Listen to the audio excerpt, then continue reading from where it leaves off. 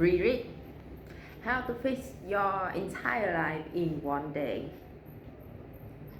Where is that article? Yes. Ooh. Okay, here we go. You probably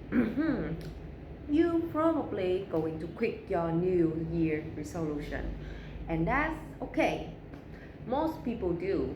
Studies show 80 to 90% failure rates because most people don't actually want to change on a deep internal level. That is, a goal about changing their life in the completely wrong way. They create a New Year resolution because everyone else does. Humans want to impress others more than they want to impress themselves.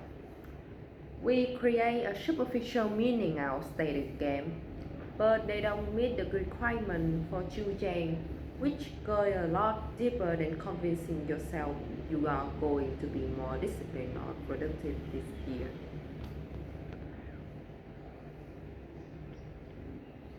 I'm not here to talk down on you. I have quick 10 times more goals than I have set. I think that should be the case for most people, but the fact that people try to change their lives and utterly fail almost every time holds true. So much that it it is a meme for the gym to be crowded during January and return back to normal in February. However, as much I think New Year resolutions are stupid, it is always wise to reflect on the life you had so you can launch yourself towards something that's much better, as we will discuss. Human nature is a bitch, and the worst feeling is that when you make a promise to yourself and cannot help but break it, you start to feel helpless, and if you don't know what you are doing, you may continue the cycle for years on end. And if you don't know what you are doing, you may continue the cycle for year on end, always wanting to change but never being able to. So, whether you want to start a business, transform your body, or take the risk toward a more meaningful life without quitting after 2 weeks, I want to share 7 ideas you probably have not heard before on behavior change, psychology, and productivity, so you can just do that in 2026. 1. You are not where you want to be because you are not the person who would be there. When it comes to New Year resolution, people only focus on one of the two requirements for success. And 1. Changing your action to make progress toward the goal. This important second order. 2. Changing who you are so that your behavior naturally follows. Most important first order.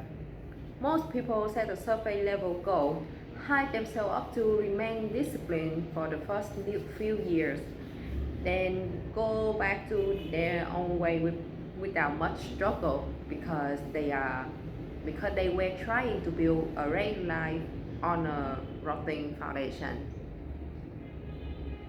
If it does not make sense, let's run through an example. Think of somebody.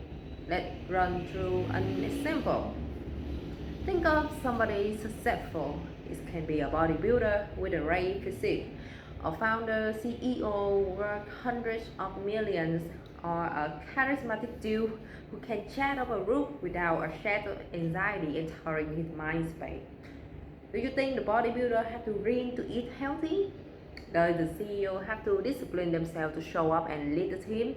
To you, it may seem like that on the surface, but the truth is that they cannot see themselves living any other ways.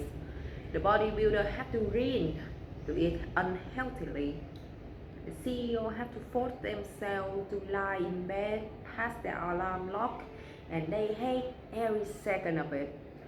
To some people, my own lifestyle seems a bit extreme in discipline, but to me, it's nature, And I don't say that to contract with any other kind of lifestyle. I just simply enjoy living this way.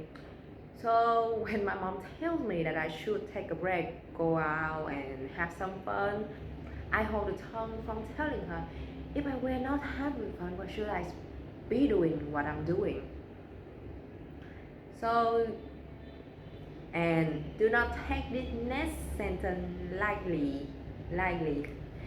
If you want to, uh, if you want a specific outcome in life, you must have the lifestyle that you must have the lifestyle that create that wait. If you want a specific outcome in life, you must have the lifestyle that create that outcome long before you reach it. What?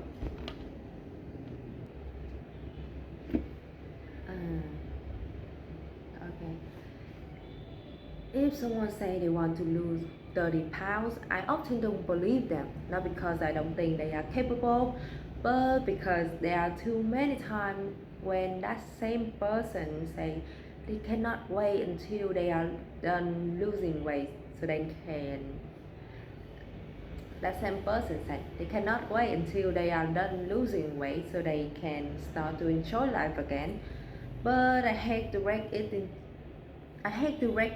it to you, but if you don't adopt the lifestyle that lead you but if you don't adopt the lifestyle that lead to you losing the weight for life and find a reason with a higher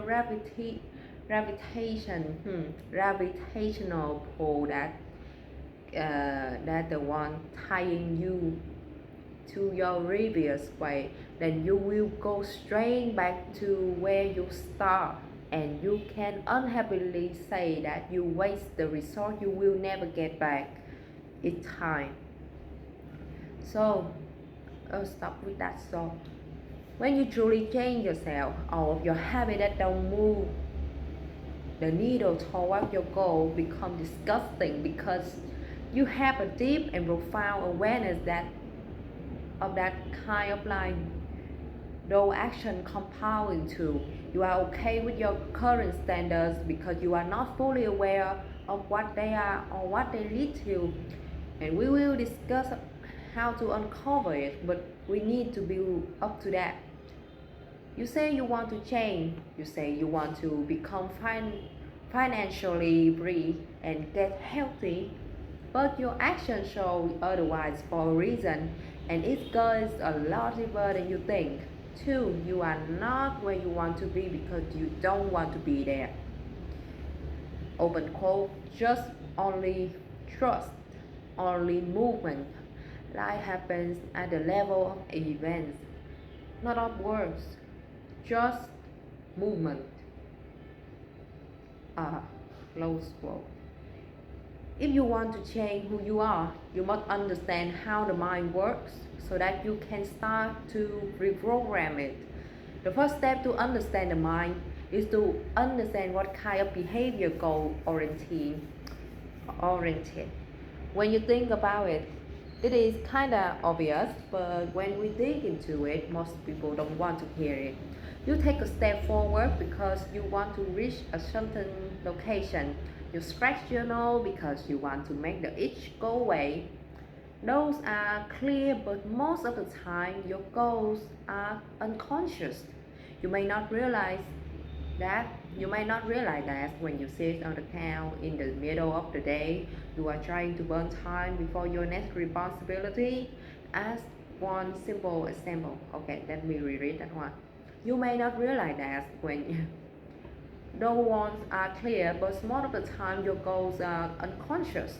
You may not realize that when you sit on the couch in the middle of the day, you're trying to burn time before your next responsibility.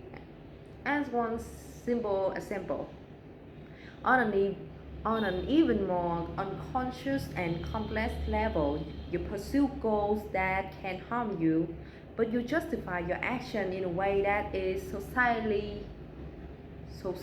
socially, socially uh, On an even more unconscious and complex level, you pursue goals that can harm you, but you justify your action in a way that is socially acceptable and does not make you seem like a loser. As an example, if you cannot stop procrastinating your work, you might justify it with the fact that you lack discipline, but in reality, you are attempting to achieve a goal like you always are. In this case, in this case, that goal could be to protect yourself from the judgment that comes from finishing and sharing your work. If you say you want to quit your dead end job, but you stay in it without any real reason, you might start to think you don't have enough courage, or that you were never really a risk taker